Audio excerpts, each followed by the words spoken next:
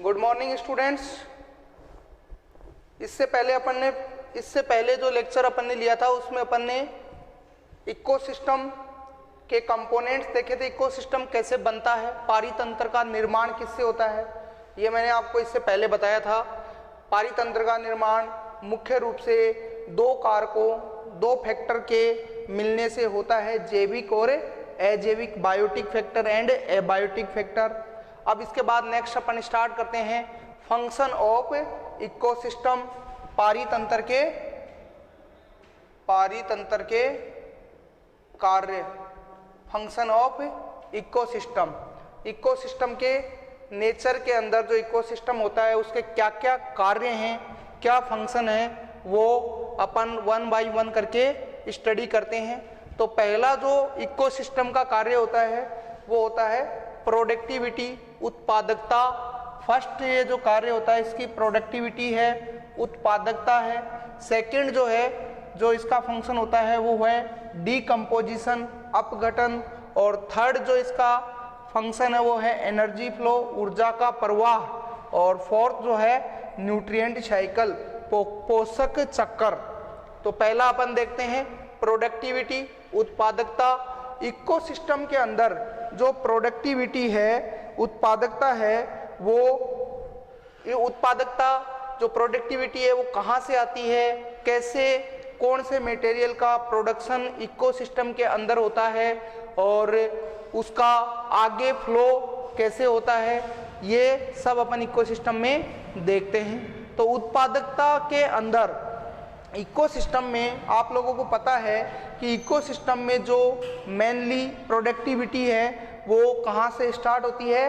Productivity start होती है plant से। कहाँ से स्टार्ट होती है? प्लांट से। जितने भी ग्रीन प्लांट हैं, जितने भी इकोसिस्टम के अंदर ग्रीन प्लांट हैं, वो ही क्या होते हैं? मुख्य उत्पादक। लेकिन प्रोडक्टिविटी की कंटिन्यूटी के लिए एनर्जी का इनपुट इकोसिस्टम के अंदर आवश्यक होता है। अगर मान लो कोई इकोसिस्टम है और वहां पर उत्पादक तो प्रेजेंट है लेकिन इनपुट एनर्जी आपने रोक दी, तो उस इकोसिस्टम, वो इकोसिस्टम क्या होगा? अनस्टेबल होगा। कुछ टाइम के बाद वो इकोसिस्टम, उस इकोसिस्टम का क्या हो जाएगा? वो विलुप्त हो जाएगा, उसकी डेथ हो जाएगी, नेचर में वो सर्वाइव नहीं कर पाएगा। तो इसके लिए फर्स्ट रिक्वायरमेंट होती है लगातार एनर्जी इनपुट कंटिन्यू इकोसिस्टम के अंदर होनी चाहिए। लगातार एनर्जी मिलती रहनी चाहिए इकोसिस्टम के अंदर जो उत्पादक है उनको। अब ये जो एनर्जी इनपुट है ये कहाँ से आता है? ये आता है सनलाइट से। जो सोलर एनर्जी है, वो जो सोलर एनर्जी होती है वो ही क्या है? इकोसिस्टम के अंदर जो उत्पादक, जो प्रोड्यूसर प्रेजेंट होते हैं, उनको जो एनर्जी इनपुट है वो कहाँ से प्राप्त होती है? सोलर एनर्जी से प्राप्त होती है। सोलर एनर्जी से प्राप्त होती है। तो उत्पादकता की अपन डेफिनेशन देखें तो इसमें अपन ऐसे मान सकते हैं, पर यूनिट टाइम और पर यूनिट एरिया में, पर यूनिट टाइम प्रति इकाई समय में और प्रति इकाई क्षेत्रफल के द्वारा कार्बनिक पदार्थों का जो निर्माण है, कार्बनिक पदार्थों का जो निर्माण किया जाता है, उसी को अपन क्या बोलते हैं? इकोसिस्टम की उत्पादकता। दोबारा सुन लीजिए, जो प्रति इकाई समय में पर यूनिट एरिया, प्रति इकाई क्षेत्रफल के द्वारा जितने कार्बनिक पदार्थ, ऑर्गेनिक मैटर का निर्माण इकोसिस्टम के अंदर किया जाता है, उसको अपन क्या बोलेंगे? उत्पादकता। अब ये जो उत्पादकता है, इसके लिए जो है इनऑर्गेनिक मैटर के द्वारा ऑर्गेनिक मैटर को तैयार किया जाता है। इनऑर्गेनिक मैटर में वाटर प्लस, इनऑर्गेनिक मैटर में किसका यूज किया जाता है? CO2 प्लस वाटर का यूज किया जाता है प्लांट के थ्रू। ये इनऑर्गेनिक मैटर है और इन इनऑर्गेनिक मैटर का प्लांट क्या करते हैं? यूज मतलब सोलर एनर्जी इसके अंदर इनपुट होती है। इनपुट एनर्जी क्या है? Solar energy. और इनऑर्गेनिक मैटर से, ये इनऑर्गेनिक मैटर है, ऑर्गेनिक मैटर है, इनऑर्गेनिक मैटर से ऑर्गेनिक मैटर यानी कि ग्लूकोज का निर्माण किया जाता है। यही क्या होती है? प्रोडक्टिविटी, उत्पादकता। ये per unit time and per unit area के अंदर कितना ऑर्गेनिक मैटर प्रोड्यूस हुआ है, उसी को अपन क्या बोलेंगे? उत्पादकता। ये मेनली डिपेंड करती है प्लांट और प्लांट के अंदर जो इनपुट सोलर एनर्जी है उसी पे डिपेंड करती है उत्पादकता। या इसको अपन ऐसे भी बोल सकते हैं कि जो इकोसिस्टम है उसके अंदर जो प्रोड्यूस होने वाला बायोमास है, बायोमास जैव भार जो है, बायोमास जो है, वही उसकी क्या है? उत्पादकता है। उत्पादकता को अपन जनरली ग्राम पर मीटर स्क्वायर और पर ईयर के फॉर्म में या किलो कैलोरी पर मीटर स्क्वायर पर ईयर, ये इसकी यूनिट होती है। किसकी? ये इसकी प्रोडक्टिविटी की क्या है? यूनिट। इसके बाद ये जो प्रोडक्टिविटी है इसको अपन दो पार्ट में डिवाइड करते हैं। पहली तो क्या है? प्रोडक्टिविटी जो है उसको अपन बोलेंगे प्राइमरी प्रोडक्टिविटी। पहली जो है उसको अपन बोलेंगे प्राइमरी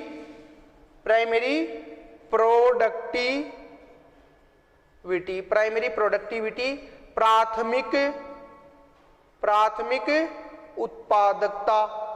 प्राथमिक उत्पादकता, प्राइमरी प्रोडक्टिविटी। अब ये प्राइमरी प्रोडक्टिविटी क्या होती है? तो प्राइमरी प्रोडक्टिविटी वो उत्पादकता होती है जो प्रकाश संश्लेषण के द्वारा प्लांट, जो प्रकाश संश्लेषण फोटोसिंथेसिस के द्वारा जितना बायोमास प्लांट के द्वारा फॉर्मेशन किया जाता है, बनाया जाता है, उसी को अपन क्या बोलते हैं? Primary productivity. फोटोसिंथेसिस के दौरान पर यूनिट टाइम और पर यूनिट एरिया के अंदर जो प्लांट के थ्रू बायोमास या ऑर्गेनिक मैटर का फॉर्मेशन किया जाता है उसी को अपन क्या बोलते हैं? Productivity, primary productivity. तो प्राइमरी प्रोडक्टिविटी इसको अपन प्राथमिक उत्पादकता बोल दिया। अब ये जो प्राथमिक उत्पादकता है ना, इसी को दो पार्ट में अपन डिवाइड कर सकते हैं। किसके अंदर? प्राथमिक उत्पादकता मतलब टोटल कितना बायोमास, कितना ऑर्गेनिक मैटर प्लांट के थ्रू प्रोड्यूस हुआ है, बनाया गया है, फॉर्मेशन किया गया है, उसी को प्राइमरी प्रोडक्टिविटी, प्राथमिक उत्पादकता कहते हैं। अब ये प्राथमिक उत्पादकता दो प्रकार की होती है। एक तो होती है सकल प्राथमिक उत्पादकता, जीपीपी, ग्रोस प्राइमरी प्रोडक्टिविटी। सकल, इसको अपन बोलेंगे सकल प्राथमिक उत्पादकता, सकल प्राथमिक उत्पादकता, ग्रोस प्राइमरी प्रोडक्टिविटी। दूसरी होती है एनपीपी, नेट प्राइमरी प्रोडक्टिविटी।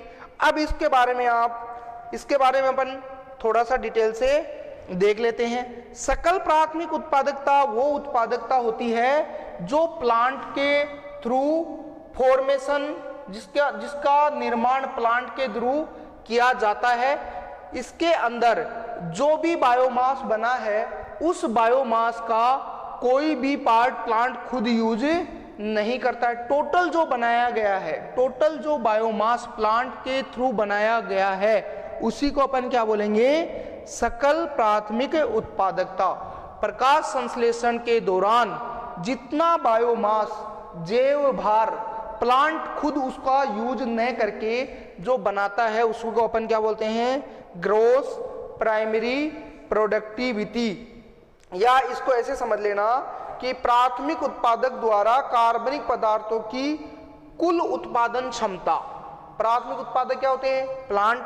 और प्लांट जो होते हैं वो टोटल जो बायोमास बनाते हैं उसी को अपन क्या बोलेंगे, प्राइमरी सकल ग्रोस प्राइमरी प्रोडक्टिविटी। दूसरा होता है नेट प्राइमरी प्रोडक्टिविटी।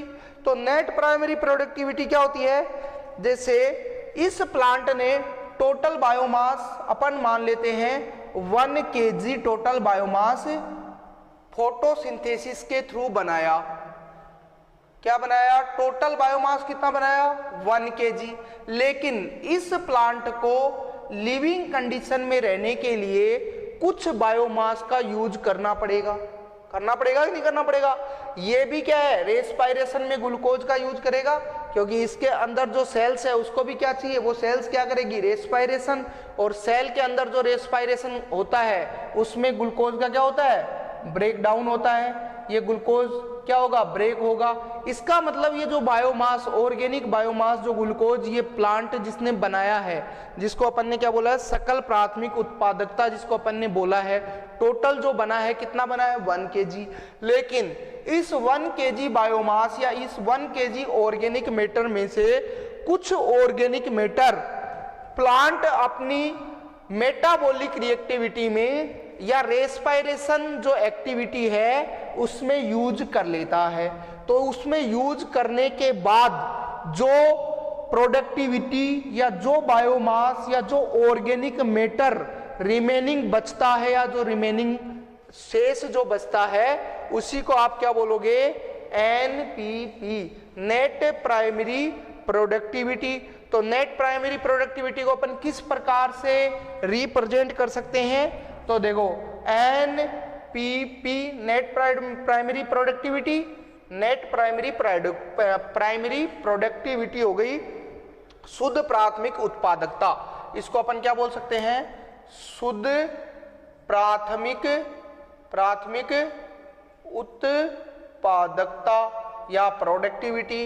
ये कैसे है, देखो ये कैसे आया, इसको अपन ऐसे समझ सकते हैं कि जो टोटल जो बनाया था प्लांट ने, वो बनाया था 1 kg। उसको अपन ने क्या बोला था, ये जो टोटल बना है प्लांट ने जो टोटल बायोमास का निर्माण किया है इसको अपन ने क्या बोला था, इसको अपन ने बोला था जीपीपी। इसको अपन ने बोला था सकल प्राथमिक उत्पादकता, ग्रोस प्राइमरी प्रोडक्टिविटी। ये रही ग्रोस प्राइमरी प्रोडक्टिविटी। और इस ग्रोस प्राइमरी प्रोडक्टिविटी में से प्लांट ने क्या किया, रेस्पायरेशन या मेटाबॉलिक रिएक्शन, प्लांट के अंदर जो मेटाबॉलिक रिएक्शन हो रही है उसमें कुछ बायोमास, इसमें से इस ग्रोस प्राइमरी प्रोडक्टिविटी में से कुछ बायोमास प्लांट ने क्या किया, यूज कर लिया। तो रिमेनिंग या शेष जो बायोमास बचा है उसी को आपने क्या बोला है, नेट प्राइमरी प्रोडक्टिविटी। अब ये जो नेट प्राइमरी प्रोडक्टिविटी जो है यही हर्बीवोरस जो एनिमल्स है उनके पास ट्रांसफर होती है। ये जो नेट प्राइमरी प्रोडक्टिविटी है ये हर्बीवोरस या जो डीकंपोजर जो बैक्टीरिया है, जैसे मान लो इस प्लांट की कोई लीफ है और वो लीफ क्या है, नीचे सोइल में नीचे गिर गई।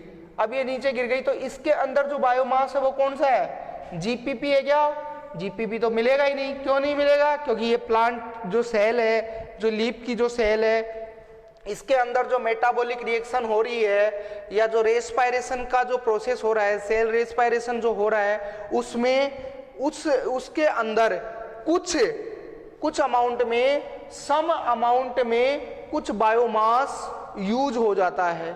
इसलिए जो यूज हो गया वो जो हर्बीवोरस या जो डीकंपोजर है जो इसका डीके करेंगे उसके पास जाएगा क्या, वो उसके पास नहीं जाएगा क्योंकि वो प्लांट ने यूज कर लिया। जो हर्बीवोरस जो एनिमल है और जो डीकंपोजर माइक्रो ऑर्गेनिज्म है, फंजाई, बैक्टीरिया, उनके पास जो उत्पादकता या उनके पास जो बायोमास या ऑर्गेनिक जो मैटर है जो प्लांट के थ्रू बनता है वो कौन सा उनको मिलता है, उनके पास कौन सा ट्रांसफर होगा, नेट प्राइमरी प्रोडक्टिविटी या शुद्ध प्राथमिक जो उत्पाद है, जो जो प्रोडक्शन जो प्लांट ने किया है, जो ऑर्गेनिक मैटर है, वो किसको मिलेगा? हर्बीवोरस प्लांट को, और डीकंपोजर बैक्टीरिया या माइक्रो ऑर्गेनिज्म को वो मिलता है। अब इसके बाद अपन आते हैं सेकेंडरी प्रोडक्टिविटी पे। भाई प्राइमरी प्रोडक्टिविटी तो कहां से आई? ये तो इकोसिस्टम में जो प्राइमरी प्रोडक्टिविटी है उनका मेन सोर्स क्या है? जितने भी प्लांट है, जो भी ग्रीन प्लांट है, जो फोटोसिंथेसिस करने वाले प्लांट है, वो ही क्या करते हैं? प्रोडक्शन का काम करते हैं, तो उनको प्राइमरी प्रोड्यूसर भी अपन बोल सकते हैं। इसके बाद आता है सेकेंडरी प्रोड्यूसर या सेकेंडरी प्रोडक्टिविटी, द्वितीयक उत्पादकता। तो द्वितीयक उत्पादकता जो है वो किससे मिलेगी? वो मिलेगी जो हर्बीवोरस प्लांट, जो हर्बीवोरस जो एनिमल्स होते हैं, उनसे हमें द्वितीयक उत्पादकता प्राप्त होती है। तो द्वितीयक उत्पादकता क्या होती है? द्वितीयक उत्पादकता अपन सेकेंडरी जो प्रोडक्टिविटी है, वो जो एनिमल्स जो होते हैं, जो एनिमल्स जो होते हैं उनके द्वारा जो बनाई जाने वाली बायोमास की जो मात्रा है, उसी को अपन क्या बोलेंगे? Secondary productivity. अब प्राइमरी प्रोडक्टिविटी किस पे डिपेंड करती है? जो प्राइमरी प्रोडक्टिविटी है, जो प्रोडक्टिविटी जिसको अपन ने उत्पादकता प्राइमरी प्रोडक्टिविटी जो बोला है, जिसका निर्माण प्लांट के थ्रू किया जाता है, ये डिपेंड किस पे करती है? ये डिपेंड करती है नंबर ऑफ ग्रीन, जो फोटोसिंथेसिस करने वाले जो प्लांट है वो किस क्षेत्र में और कौन से किस प्रजाति के, कौन सी स्पीसीज के हैं, एक तो ये उस पर डिपेंड करती है। दूसरा, ये इन्वायरमेंटल फैक्टर पे भी डिपेंड करती है। इन्वायरमेंटल फैक्टर कैसा है? प्रोडक्टिविटी उस पर भी डिपेंड करती है। जैसे मान लो कि कुछ ऐसे प्लांट हैं जहां पर क्या है? मिनरल्स और वाटर क्या है? बहुत ही कम अमाउंट में प्रेजेंट है, तो उनकी प्रोडक्टिविटी भी क्या होगी? कम होगी। या कुछ ऐसे प्लांट जहां पर सनलाइट या इनपुट एनर्जी प्रॉपरली नहीं पहुंच रही, तो वहां पर भी प्राइमरी प्रोडक्टिविटी क्या होगी? डिपेंड करेगी, कम बनेगी। और ये इन्वायरमेंटल फैक्टर हो गए। इसके बाद देखो, संपूर्ण जो जीव मंडल है, उस जो जीव मंडल या जो अपना पूरा ग्लोबल एरिया है, उसके अंदर प्राइमरी प्रोडक्टिविटी या कार्बनिक जो बायोमास है, जो कार्बनिक बायोमास है, वो लगभग वन ईयर में 170 बिलियन टन जो बायोमास है उसका निर्माण प्लांट करते हैं। उसके बाद इसमें आता है, ये तो क्या टेरिस्ट्रियल जो प्लांट है, टोटल ये हो गए। इनमें से टोटल जितने भी प्लांट हैं इस अर्थ पे, वो जो ऑर्गेनिक मैटर का निर्माण करते हैं वो है 170 बिलियन टन का निर्माण करते हैं। ये जो है ना, इनमें से जो अपन मानते हैं ये जो प्लांट ये 170 बिलियन टन जो बना रहे हैं, तो अर्थ के ऊपर 70% क्या है? वाटर है। वाटर है 70% जो एरिया है अर्थ का, वो क्या है? वाटर से ढका हुआ है। और इसके अंदर इस 70% एरिया से केवल 55 बिलियन टन बायोमास का निर्माण होता है। बाकी जो बायोमास का निर्माण या फॉर्मेशन होता है वो टेरिस्ट्रियल प्लांट करते हैं। टेरिस्ट्रियल प्लांट करते हैं, ये टेरिस्ट्रियल प्लांट के द्वारा होता है। इसके बाद देखो, अब इसमें अपन ऐसा बोलते हैं कि ये जो ओशियन या जितने भी जो समुंदर हैं उसके अंदर ये जो बायोमास है, ये एक इसका एरिया ज़्यादा होते हुए भी इसमें बायोमास कम बनता है। तो इसका मेनली रीजन क्या है कि देखो, जैसे जैसे वाटर या ओशियन या समुंदर के अंदर जो फाइटोप्लैंक्टन है वो क्या है? सनलाइट का यूज करेंगे। क्या करेंगे? इनपुट एनर्जी ऑलवेज क्या होगी? सनलाइट या सोलर एनर्जी। बगैर इनपुट एनर्जी के बायोमास का निर्माण नहीं हो सकता।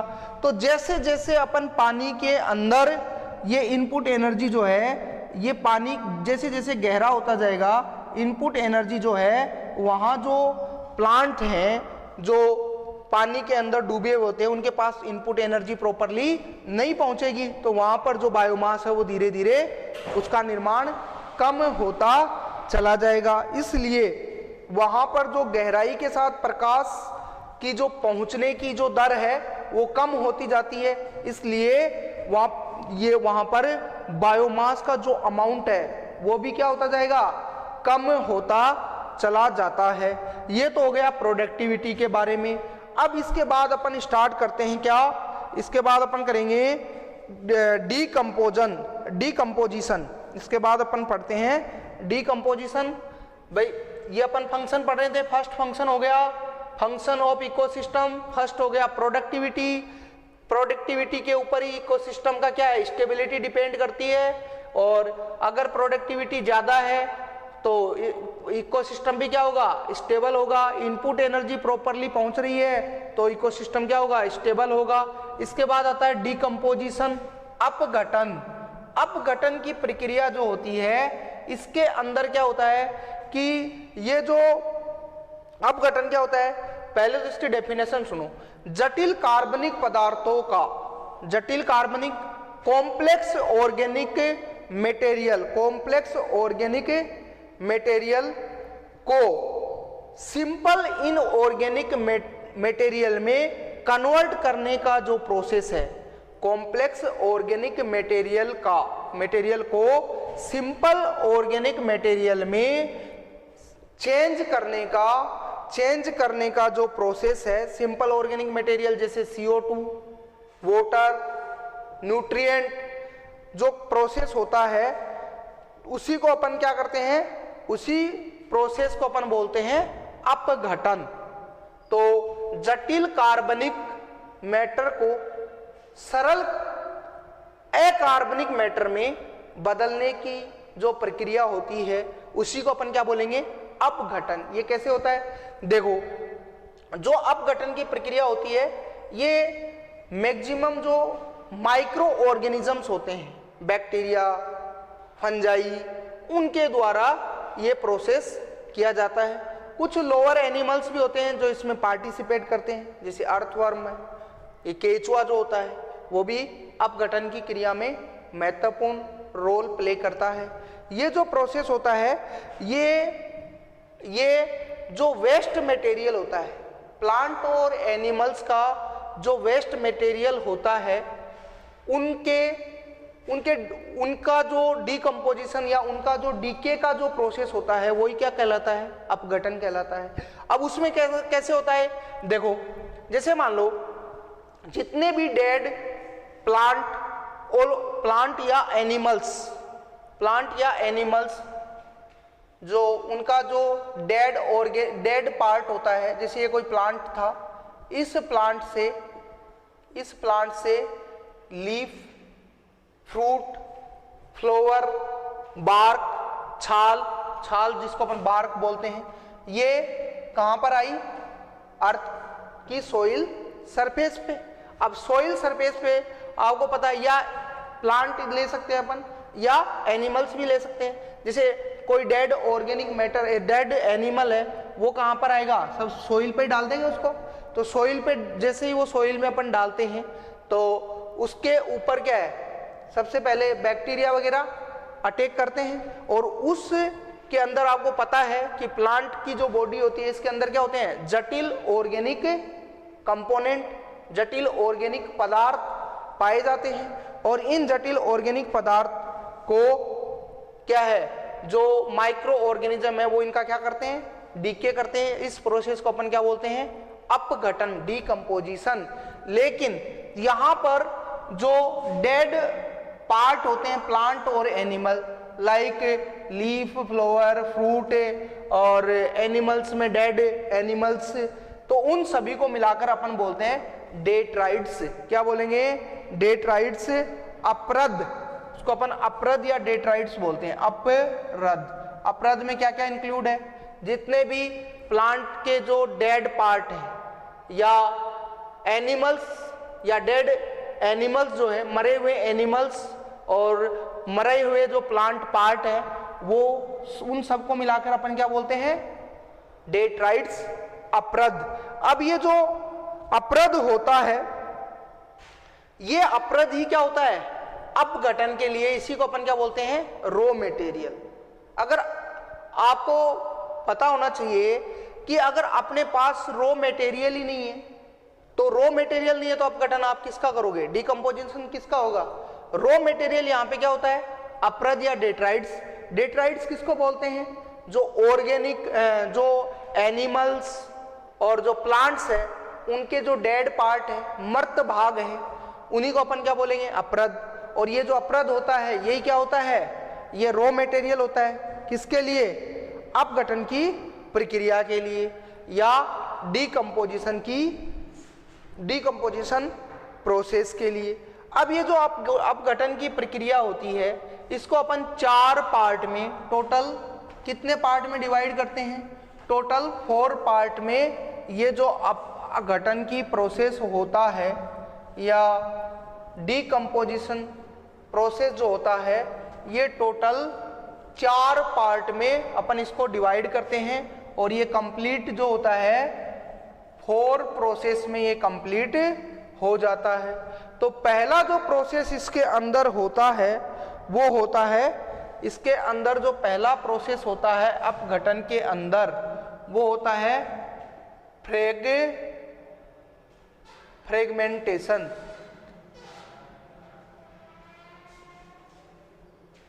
फ्रेगमेंटेशन या खंडन या विखंडन।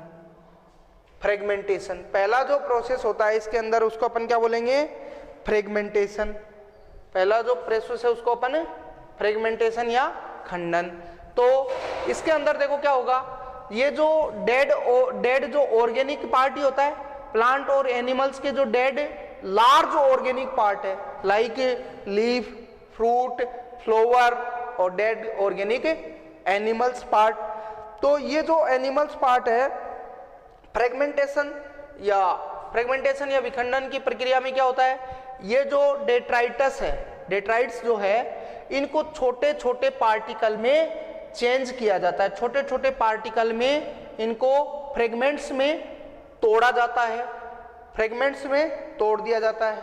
और इनको फ्रेगमेंट्स में जो तोड़ने वाले जो एनिमल्स होते हैं उनको अपन बोलते हैं डेट्रीवोरस। क्या बोलेंगे, डेट्रीवोरस, उनको अपन बोलेंगे डेट्रीवोरस। तो डेट्रीवोरस के थ्रू जो इसके अंदर डेट्राइट्स जो है उसको स्मॉल पार्टिकल में ब्रेक किया जाता है, विखंडन किया जाता है। यहां पर जो डेट्रीवोरस होता है उसका एग्जाम्पल आपको याद रखना है, वो होता है अर्थवर्म, केचुआ। केचुआ है जो ये इसका एग्जाम्पल है, ये छोटे छोटे टुकड़ों में डेट्राइट्स को क्या कर देता है, कन्वर्ट कर देता है। उसके बाद जो प्रोसेस होता है उसको अपन बोलते हैं सेकंड को लीचिंग प्रोसेस या निश्चालन प्रोसेस। इसमें क्या होता है, जो वाटर सोल्यूबल, इस प्रोसेस के अंदर जो वाटर सोल्यूबल इनऑर्गेनिक न्यूट्रिएंट हैं, इस प्रोसेस में जो ये स्मॉल पार्टिकल में टूट गया, डेट्राइट्स स्मॉल पार्टिकल में ब्रेक हो गया। अब इस स्मॉल पार्टिकल्स के अंदर जो वाटर सोल्यूबल, पानी के अंदर जो घुलने वाले, पानी में डिजोल्व होने वाले अकार्बनिक न्यूट्रिएंट्स जो होते हैं वो सॉइल इरोजन में भूमि की जो सतह है उसके अंदर चले जाते हैं, प्रवेश कर जाते हैं और ओनली अनुपलब्ध लवणों के रूप में अवक्षेपित होते हैं। तो इस प्रोसेस को अपन क्या बोलेंगे, लीचिंग। इसके अंदर क्या होता है, वाटर के अंदर जो डिजोल्व होने वाले इनऑर्गेनिक न्यूट्रिएंट्स जो हैं वो सॉइल इरोजन में, मृदा की जो लेयर है उसके अंदर प्रवेश कर जाते हैं। इसके बाद आता है थर्ड प्रोसेस, उसको अपन बोलेंगे कैटाबोलिज्म। कैटाबोलिज्म मतलब इसको अपन बोलते हैं कैटाबोलिज्म या अपचयन, इसको अपचयन भी बोलते हैं। क्या बोलेंगे, कैटाबोलिज्म या अपचयन। ये थर्ड प्रोसेस होता है, किसका, अपघटन का।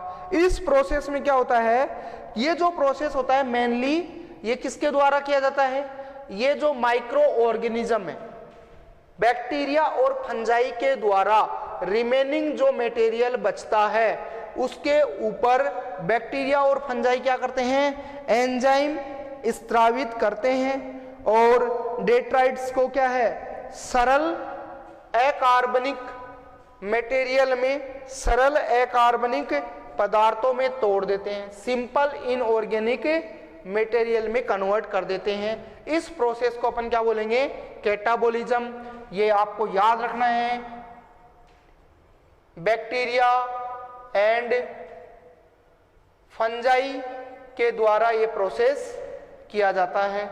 इसके बाद आता है नेक्स्ट, इसको अपन बोलेंगे ह्यूमिफिकेशन। क्या बोलेंगे, ह्यूमिफिकेशन।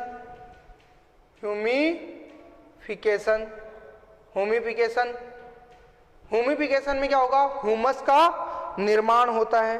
ह्यूमस क्या होती है, पहले ह्यूमस के बारे में बता देता है। ह्यूमिफिकेशन जो होता है इसके अंदर जो अपन ने जो अपरद डेट्राइट्स जो लिया है इसी से ह्यूमस का निर्माण होता है। ह्यूमस जो होती है वो क्या होती है, गहरे रंग की क्रिस्टल रहित नॉन क्रिस्टलाइज डार्क कलर की जो मटेरियल जो बनता है अपघटन के दौरान जो मटेरियल बनता है डार्क कलर का और जो क्या है नॉन क्रिस्टलाइज है, उसके अंदर क्रिस्टल का निर्माण नहीं होता, उसी को अपन क्या कहते हैं, ह्यूमस कहते हैं। जो कि माइक्रो ऑर्गेनिज्म के लिए क्या होती है, हाईली रेजिस्टेंस होती है। माइक्रो ऑर्गेनिज्म जो बैक्टीरिया और फंजाई है उस वो ह्यूमस के ऊपर रिएक्ट आसानी से रिएक्शन नहीं कर सकते क्योंकि क्रिस्टलाइन नहीं होती है। उसके बाद इसके अंदर देखो ये इनके लिए प्रतिरोधी होती है और ह्यूमस का जो डीकम्पोजिशन है, अपघटन है, वो बहुत ही स्लो प्रोसेस के थ्रू होता है। इसके स्लो प्रोसेस के थ्रू होता है और इसका जो नेचर होता है, जो ह्यूमस बनता है, इसका जो नेचर होता है ये कोलाइडल नेचर की होती है। इसलिए कोलाइडल होने के कारण ये इसके अंदर न्यूट्रिशन का क्या होता है, भंडार होता है, बहुत सारे न्यूट्रिएंट इसके अंदर पाए जाते हैं। अब ह्यूमस का निर्माण कैसे होता है, तो मिट्टी के अंदर जो कार्बनिक पदार्थ होते हैं, जो मिट्टी के अंदर जो कार्बनिक पदार्थ होते हैं उसी को अपन क्या बोलते हैं, ह्यूमस बोलते हैं। क्या बोलेंगे, ह्यूमस बोलेंगे। जो कार्बनिक पदार्थ होते हैं ह्यूमस बोलेंगे। जो कि प्लांट और एनिमल के मिट्टी में जो अवशेषित अवशेष जो होते हैं वो जो अवशेष होते हैं उसी से ह्यूमस का निर्माण होता है। प्लांट और एनिमल्स के जो मिट्टी के अंदर अवशेष होते हैं उसी से ह्यूमस का निर्माण होता है। मृत पादप और जंतुओं के भाग जिनको आसानी से पहचाना जा सकता है, रिकॉग्नाइज किया जा सकता है, मृत पादप और एनिमल्स के वो भाग जिनको आसानी से पहचाना जा सकता है, रिकॉग्नाइज किया जा सकता है, उसको अपन क्या बोलेंगे, लीटर बोलेंगे। क्या बोलेंगे, लीटर। लीटर कहते हैं। मृत पादप डेड प्लांट और एनिमल के वो पार्ट जिनको अपन आसानी से देख करके पहचान सकते हैं। जैसे किसी प्लांट की लीफ अगर सोइल के अंदर गिरी हुई है या कोई एनिमल डेड एनिमल है, उसका कोई पार्ट है, कोई बोन्स है, कोई स्किन का कोई पार्ट है, तो उसको अपन आसानी से देख करके पहचान सकते हैं कि ये एनिमल्स का ये पार्ट है, उसी को आप क्या बोलोगे, लीटर। अब ये जो लीटर है इस लीटर के ऊपर किसका अटैक होगा बताओ, अभी अपन ने बात की थी। ये जो लीटर होता है इसके ऊपर फंजाई और बैक्टीरिया माइक्रो ऑर्गेनिज्म क्या करेंगे, अटैक करेंगे और इसको पार्शली क्या कर देंगे, इसका डीके कर देंगे, इसका डिकम्पोजिशन कर देंगे। तो उसी को अपन क्या बोलेंगे, डफ। अब जो लीटर से जो आंशिक रूप से अपघटित पदार्थ बनता है उसको अपन डफ बोलते हैं। क्या बोलेंगे, डफ। अब ये जो डफ है, ये जो डफ कहलाता है। अब ये जो डफ बना है, इस डफ के ऊपर फिर बैक्टीरिया और फंजाई क्या करेंगे, अटैक करेंगे, तो ये क्या बन जाएगा, इसके बाद जो बनेगा उसी को अपन क्या बोलेंगे, ह्यूमस। क्या बोलेंगे, ह्यूमस। और ह्यूमस से फिर क्या बनता है, ह्यूमस के अंदर आपको पता ही है इसके अंदर मिनरल्स, बहुत सारे मिनरल्स होते हैं, तो ह्यूमस जो होता है ये मिनरल्स का सबसे बढ़िया सोर्स होता है। अब इसके बाद इसके अंदर जो प्रोसेस आता है, ह्यूमिनिफिकेशन के बाद क्या बनेगा, ह्यूमस बनने के बाद ह्यूमस से क्या बन रहा है, मिनरल्स बन रहे हैं। ये ह्यूमिनिफिकेशन हो गया, ह्यूमस बन गई। जो डेड ऑर्गेनिक मैटर बोल दो या प्लांट या एनिमल्स के डेड पार्ट है उससे ह्यूमस बनी, ये ह्यूमस बन गई साहब, ह्यूमस बन गई। तो ह्यूमस के ऊपर अब इसके ह्यूमस से जो मिनरल्स बनेंगे, इसके अंदर जो मिनरल्स है वो बाहर निकलेंगे, उस प्रोसेस को अपन क्या बोलेंगे, मिनरलाइजेशन, खनिजीकरण। ह्यूमस जो है पुनः सूक्ष्म जीवों के द्वारा, माइक्रो ऑर्गेनिज्म के द्वारा छोटे छोटे पार्ट में ब्रेक हो जाती है, और छोटे छोटे पार्ट में ब्रेक होने के इस प्रोसेस को ही अपन क्या बोलेंगे, मिनरलाइजेशन या खनिजीकरण। ये हो गया आपका अपघटन प्रोसेस। मिनरलाइजेशन ये आपको याद रखना है। अपघटन प्रोसेस जो होता है ये इस स्टेप में, दिस स्टेप में कंप्लीट होता है। फ्रेगमेंटेशन, लीचिंग, कैटाबोलिज्म, ह्यूमिनिफिकेशन, ह्यूमस का फॉर्मेशन एंड मिनरलाइजेशन, खनिजीकरण। तो ये प्रोसेस इसके अंदर होता है। इसके बाद ये अपन ने देखा ह्यूमिफिकेशन, उसके बाद ह्यूमस का फॉर्मेशन एंड देन मिनरलाइजेशन, खनिजीकरण। मिनरलाइजेशन के बाद अब इसमें एक छोटा सी हेडिंग है वो आपको याद रखनी है, वो होती है न्यूट्रिएंट इमोबिलाइजेशन।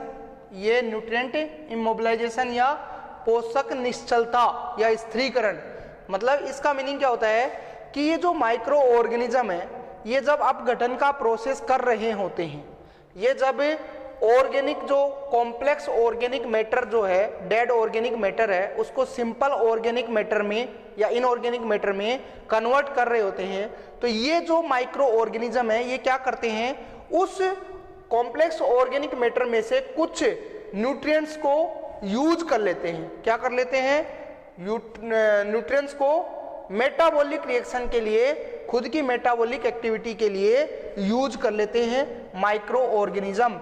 उस प्रोसेस को अपन क्या बोलेंगे, न्यूट्रिएंट पोषक निश्चलता। मतलब उसके अंदर जो अपने को जो डेड ऑर्गेनिक मैटर था उसमें जो कॉम्प्लेक्स ऑर्गेनिक जो मैटर था, उस ऑर्गेनिक मैटर में से कुछ न्यूट्रिएंट्स वो जो माइक्रो ऑर्गेनिज्म है वो अपने लिए यूज कर लेते हैं, तो वो क्या है, इस साइकिल से बाहर निकल जाते हैं। इस प्रोसेस को अपन क्या बोलेंगे, पोषक निश्चलता।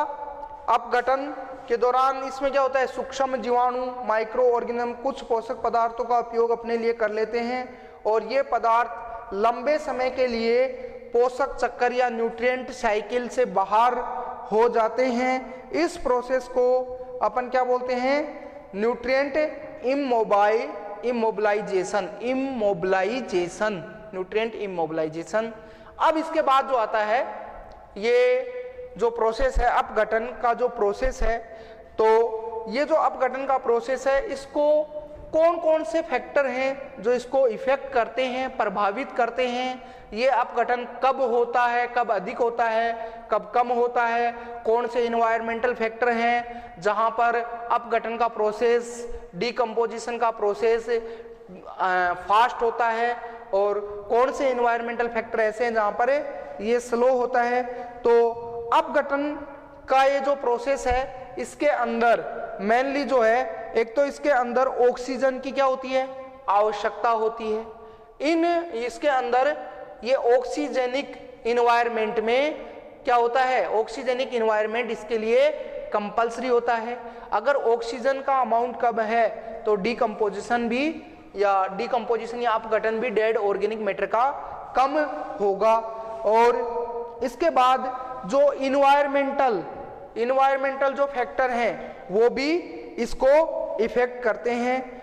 ये जो इन्वायरमेंटल फैक्टर हैं, इन फैक्टर से जो अपरद है, डेट्राइट्स जो है ये प्रभावित होता है, इसका डीके स्लो होता है या फास्ट होता है, उस पर इन्वायरमेंटल फैक्टर और ऑक्सीजन का बहुत इंपॉर्टेंट रोल पाया जाता है। तो इसके अंदर सबसे पहले अलग अलग फैक्टर हैं, अपन देखते हैं कौन सा फैक्टर क्या करता है। तो पहला तो है टेम्परेचर, ताप। यदि ताप बढ़ता है तो अपघटन की जो प्रोसेस है डीकंपोजिशन, डीकंपोजिशन जो अपघटन की जो प्रोसेस है, प्रक्रिया है, वो क्या होगी, इंक्रीज होगी। लेकिन अपघटन की दर क्या होगी, rate of decomposition high, rate of decomposition बढ़ेगी, इंक्रीज होगी, लेकिन एक लिमिट टेम्परेचर तक। अगर टेम्परेचर बहुत ज्यादा है तो डीकंपोजिशन भी क्या हो जाएगा, स्लो हो जाएगा। दूसरा जो होता है इसके अंदर सेकंड जो प्रोसेस होता है वो होता है ह्यूमिडिटी, आर्द्रता। इन्वायरमेंट में आर्द्रता, ह्यूमिडिटी। अगर इन्वायरमेंट में ह्यूमिडिटी, ह्यूमस, मतलब इन्वायरमेंट जो है वो क्या है, बिल्कुल ड्राई नहीं है, एयर में क्या है, वाटर ड्रॉपलेट प्रेजेंट है, एयर ड्राई नहीं है, उस ह्यूमस की प्रेजेंस में जो अपघटन का प्रोसेस है, जो डीकंपोजिशन की जो प्रक्रिया है वो क्या होगी, हाई होगी, क्योंकि माइक्रो ऑर्गेनिज्म जो है वो फास्टली क्या करेंगे, डीके करेंगे और कॉम्प्लेक्स ऑर्गेनिक मैटर का। ये हो गए सेकंड जो फैक्टर है। थर्ड है, मैंने आपको बताया है ऑक्सीजन का अमाउंट या amount of oxygen. Amount of oxygen जो है अगर हाई है तो ये जो एरोबिक बैक्टीरिया है इनकी रिएक्टिविटी क्या हो जाएगी, फास्ट, हाई, तो डीकंपोजिशन भी क्या होगा, फास्ट होगा। इसके बाद नंबर फोर्थ है अपरद, नंबर फोर्थ है डेट्राइट्स, अपरद, डेट्राइट्स। डेट्राइट्स जो मैंने अभी आपको बताया है डेट्राइट्स क्या होता है, तो अपरद जो है वो उस अपरद का जो टाइप है वो भी डिपेंड करता है कि उसका जो डीकंपोजिशन है वो स्लो होगा या फास्ट होगा। यदि अपन माने कि ये जो अपरद है इसके अंदर नाइट्रोजन का अमाउंट ज़्यादा है, अगर इस डेट्राइट्स में नाइट्रोजन या एमिनो एसिड का अमाउंट ज़्यादा है, या ऐसे समझो कि जो डेट्राइट्स है वो क्या है, प्योरली प्रोटीन है, तो उसके अंदर क्या एमिनो एसिड है, तो उसके ऊपर जो है जो अमोनिफिकेशन करने वाले जो माइक्रो ऑर्गेनिज्म है, जो अमोनिफिकेशन करने वाले बैक्टीरिया है, वो क्या करेंगे, फास्टली रिएक्ट करेंगे, ग्रोथ करेंगे और उसका डीकंपोजिशन भी क्या हो जाएगा, फास्ट हो जाएगा। सेकंड अगर अपन ऐसा माने अपघटन की दर क्या हो जाएगी, फास्ट हो जाएगी। लेकिन यदि डेट्राइट्स जो है उस डेट्राइट्स के अंदर नाइट्रोजन जो है उसका अमाउंट कम है या एमिनो एसिड क्या है, कम है, और उसके अंदर लिग्निन और काइटिन, जैसे लिग्निन जो होता है और जो काइटिन होता है उसका अमाउंट अगर ज्यादा है तो क्या होगा, लिग्निन और काइटिन क्या होते हैं, हार्ड मटेरियल होते हैं, उनके ऊपर बैक्टीरिया ग्रो नहीं कर सकते, उनका डीके फास्ट नहीं होता। तो वो जो डेट्राइट्स है, वो जो अपरद है जिसके अंदर लिग्निन और काइटिन का अमाउंट हाई है, तो उसका डीके या उसका जो अपघटन है या अपघटन का जो प्रोसेस है, डीकंपोजिशन का जो प्रोसेस है, वो क्या हो जाएगा, स्लो हो जाएगा। ये हो गया। तो इसके अंदर आपको याद रखने वाली जो इंपॉर्टेंट पॉइंट है वो क्या है कि जो नाइट्रोजन कंटेनिंग जो डेट्राइट्स है उनका जो अपघटन है वो फास्ट होता है, और जो लिग्निन और काइटिन जो प्रेजेंट होता है डेट्राइट्स में, उनका अपघटन या डीकंपोजिशन क्या होता है, स्लो होता है। और इसमें इंपॉर्टेंट पॉइंट जो है ये है कि जो गर्म और जो ह्यूमस, जिसमें ऐसा इन्वायरमेंट जो क्या है जिसका टेम्परेचर हाई है और ह्यूमस का अमाउंट भी है, या जिसके अंदर जो इन्वायरमेंट है वो कैसा है, आर्द्र है, ह्यूमिडिटी है, तो वहां पर जो अपघटन या डीकंपोजिशन की जो रेट है वो क्या होगी, हाई होगी, तेज होगी। जबकि लो टेम्परेचर है और ह्यूमस का अमाउंट भी क्या है, कम है, ह्यूमस का अमाउंट कम है, लो टेम्परेचर है, और जो इन्वायरमेंट है वो कैसा है, नॉन ऑक्सीजेनिक। तो उस कंडीशन के अंदर जो डीकंपोजिशन की जो रेट है वो क्या होगी, स्लो होगी। और स्लो होने के कारण जो इन्वायरमेंट है उस इन्वायरमेंट में ऑर्गेनिक जो मैटर है उनका क्या होता जाएगा, डिपोजिशन होता चला जाएगा। थर्ड इसके अंदर अपन देखेंगे एनर्जी फ्लो, एनर्जी का प्रवाह। तो इसके अंदर देखो जो एनर्जी फ्लो होता है, तो एनर्जी फ्लो में आपके एनसीईआरटी में दे रखा है कि जो ये गहरे समुंदर या जो हाइड्रोथर्मल को छोड़कर, गहरे समुंदर हो या हाइड्रोथर्मल जो इकोसिस्टम है, जो हाइड्रोथर्मल इकोसिस्टम है उसको छोड़कर जो अर्थ के ऊपर जितने भी इकोसिस्टम हैं, हाइड्रोथर्मल को छोड़ दो, गहरे समुद्र को छोड़ दो, बाकी जितने भी इकोसिस्टम है उसके अंदर जो एनर्जी है उसका सोर्स केवल और केवल उसका सोर्स कौन है, सनलाइट या सूर्य उसका सोर्स है।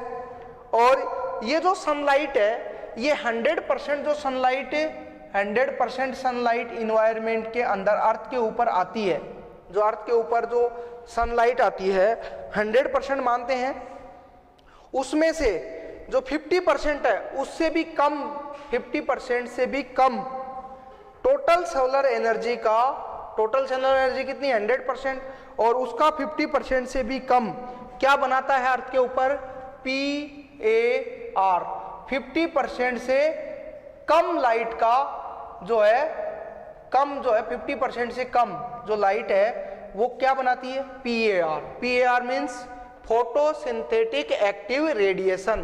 टोटल सोलर एनर्जी का 50% से कम भाग फोटोसिंथेटिक एक्टिव रेडिएशन कहलाता है, या फोटोसिंथेसिस में काम आने वाली लाइट कहलाती है। और इस PAR का, फोटोसिंथेटिक एक्टिव रेडिएशन का 2 से 10% ही प्लांट फोटोसिंथेसिस में यूज करते हैं। 2 से 10% ही प्लांट इसका यूज करते हैं। तो इसका मतलब क्या होता है कि टोटल सोलर एनर्जी का केवल 2 से 10% पार्ट ही ऑर्गेनिक मैटर या बायोमास बनाने में काम में आता है। तो टोटल सोलर एनर्जी कितनी है 100%, और इसका 50% से कम पार्ट भी, सोलर एनर्जी का 50% से कम पार्ट क्या बनाता है, फोटोसिंथेटिक एक्टिव रेडिएशन, प्रकाश संश्लेषण सक्रिय विकिरण। और इस प्रकाश संश्लेषण या सक्रिय विकिरण का केवल 2 से 10% पार्ट ही प्लांट फूड फॉर्मेशन में यूज करते हैं। अब इसमें अपने को ध्यान रखना है कि जो अर्थ के ऊपर आपको ध्यान होगा कि इस अर्थ के ऊपर जितने भी ऑर्गेनिज्म हैं वो डायरेक्टली या इनडायरेक्टली किस पे डिपेंड करते हैं, प्रोड्यूसर पे डिपेंड करते हैं। और प्रोड्यूसर में जो इनपुट एनर्जी है वो कहाँ से आती है, जो एनर्जी फ्लो कहाँ से होता है, सनलाइट या सोलर एनर्जी से।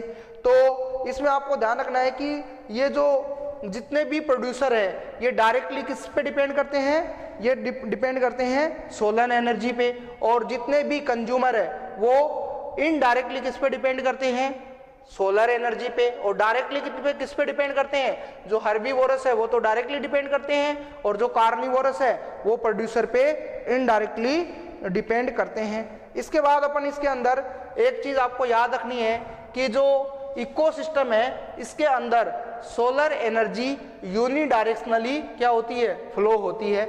इसके बाद नेक्स्ट टॉपिक अपन इसके अंदर पढ़ेंगे पोषण स्तर, ट्रॉफिक लेवल। ट्रॉफिक लेवल अपन नेक्स्ट बाद में स्टार्ट